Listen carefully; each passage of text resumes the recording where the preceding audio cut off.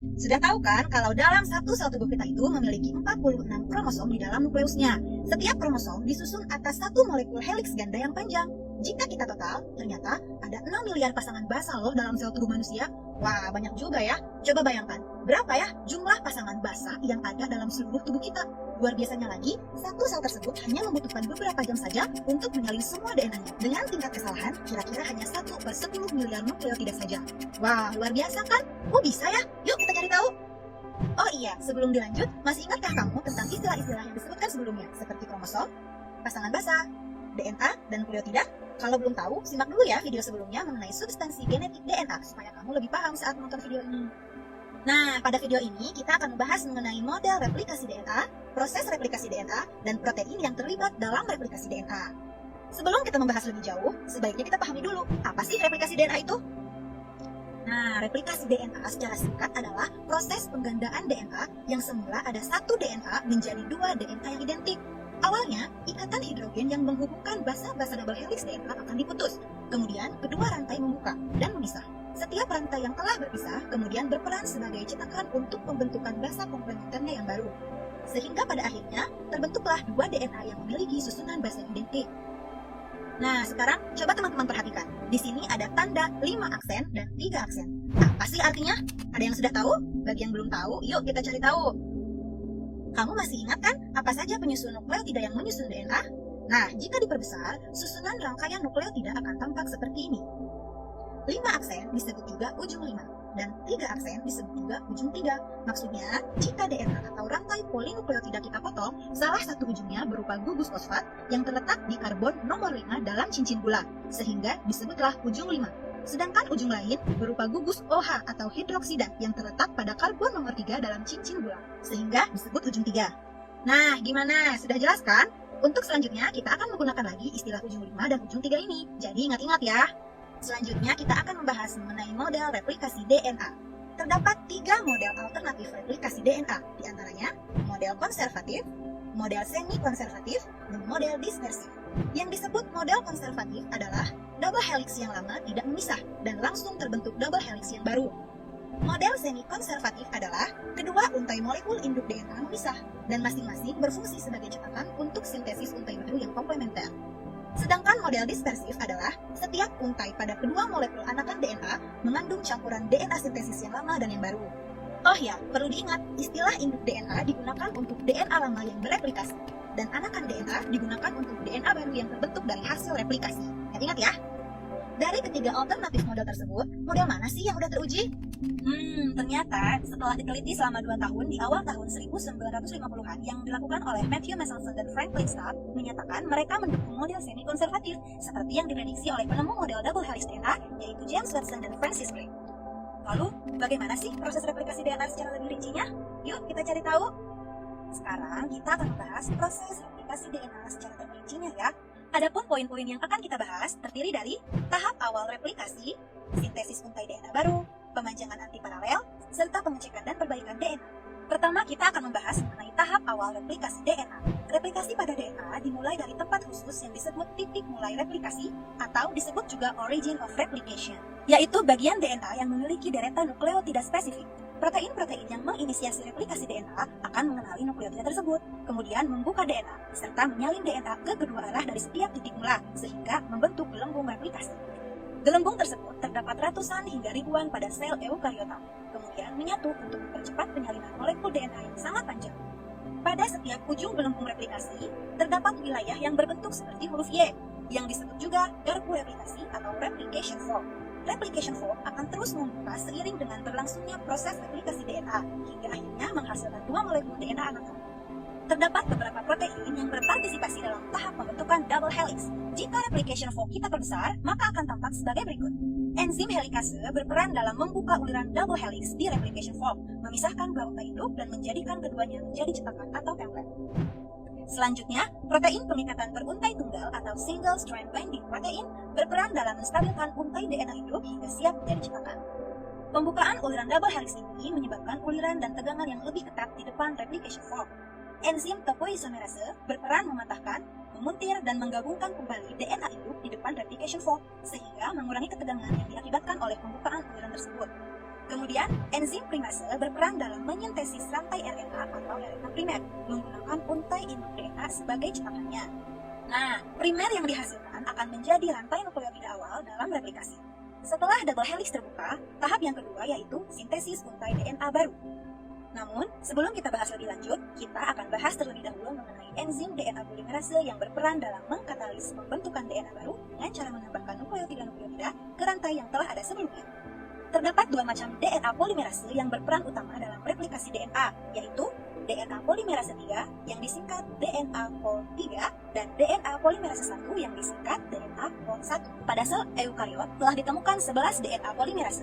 Sebagian besar DNA polimerase membutuhkan primer dan untai cetakan DNA serta nukleotida DNA komplementer untuk menyintesis untai DNA yang baru. Nah, sekarang sudah tahu kan apa itu DNA polimerase? Selanjutnya kita akan membahas mengenai peran DNA polimerase. DNA polimerase 3 menambahkan suatu nukleotida DNA ke primer RNA dan kemudian meneruskan penambahan nukleotida DNA yang komplementer dengan untai cetakan induk DNA yang sedang tumbuh. Jika gambar tersebut kita perbesar, maka akan tampak struktur nukleotida sebagai berikut. Setiap nukleotida yang ditambahkan berasal dari nukleosida trifosfat atau gula dan basa dengan 3 gugus fosfat. Ketika bergabung dengan untai DNA, 2 gugus fosfat akan hilang sebagai suatu molekul pirofosfat. Kemudian, pirofosfat akan terhidrolisis menjadi 2 molekul anorganik fosfat dan melepaskan energi untuk membantu menggerakkan reaksi polimerisasi. Reaksi ini hanya dapat terjadi pada ujung 3 aksen, sehingga untai DNA baru hanya dapat memanjang dari ujung 5 aksen ke ujung 3 aksen. Laju pemanjangan ini terjadi kira-kira 500 nukleotida per detik pada sel manusia. Wah, cepat sekali ya teman-teman. Demikianlah penjelasan mengenai beberapa tahap replikasi DNA. Sampai jumpa di video selanjutnya yang akan membahas mengenai proses replikasi DNA yang lain, yaitu pemanjangan antiparalel, pengecekan dan perbaikan DNA, serta protein yang terlibat dalam replikasi DNA. Pada video sebelumnya, kita telah membahas mengenai proses replikasi DNA, yaitu tahap awal replikasi DNA dan sintesis untai DNA baru. Nah, selanjutnya, pada video kali ini kita akan membahas mengenai proses replikasi DNA yang lain, yaitu pemanjangan antiparalel, pengecekan dan perbaikan DNA, serta protein yang terlibat dalam replikasi DNA.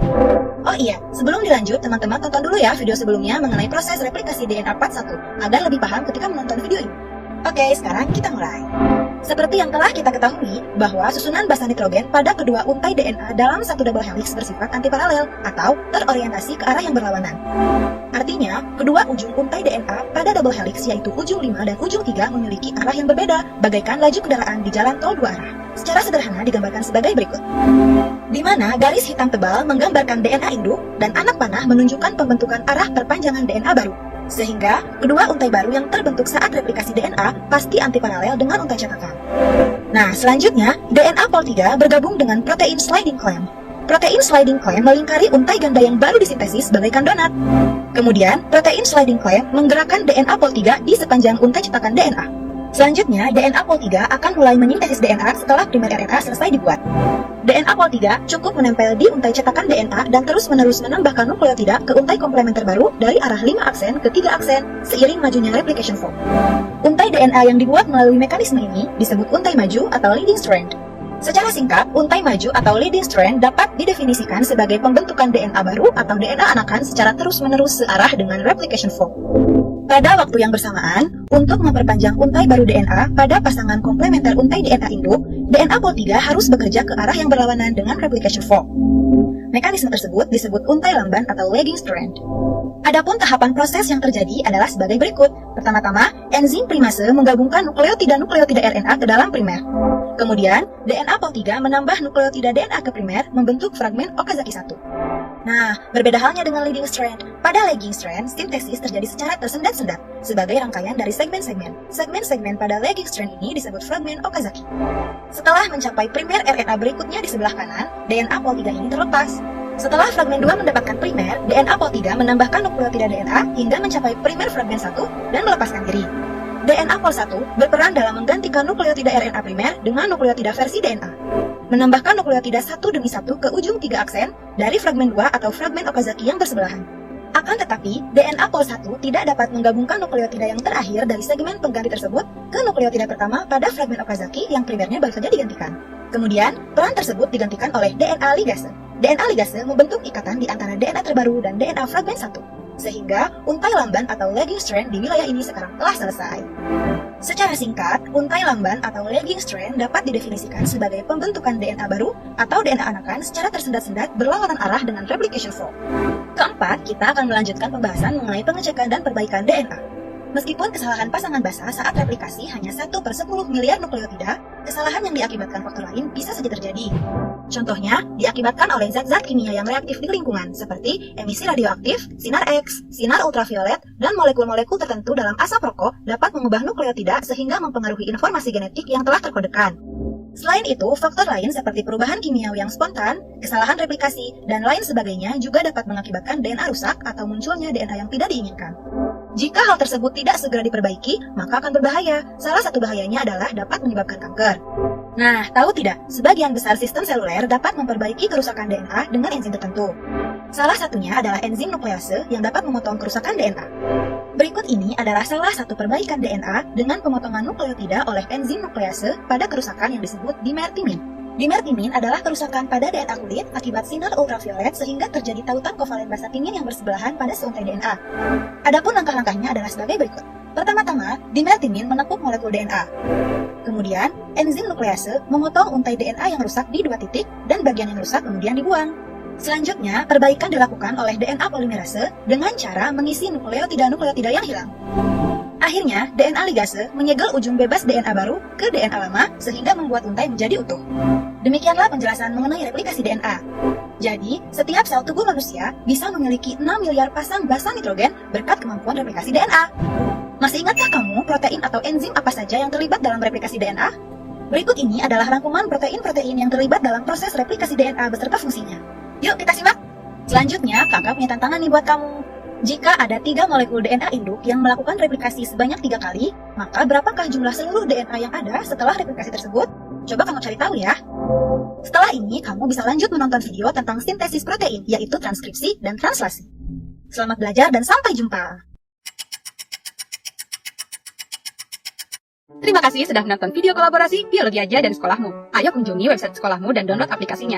Khusus bagi kamu yang udah nonton video ini, ada beasiswa program belajar dari sekolahmu. Gunakan kode kamu banget untuk mendapatkan diskon 50%. Jangan lupa juga subscribe channel Sekolahmu Indonesia dan follow akun media sosial lainnya ya.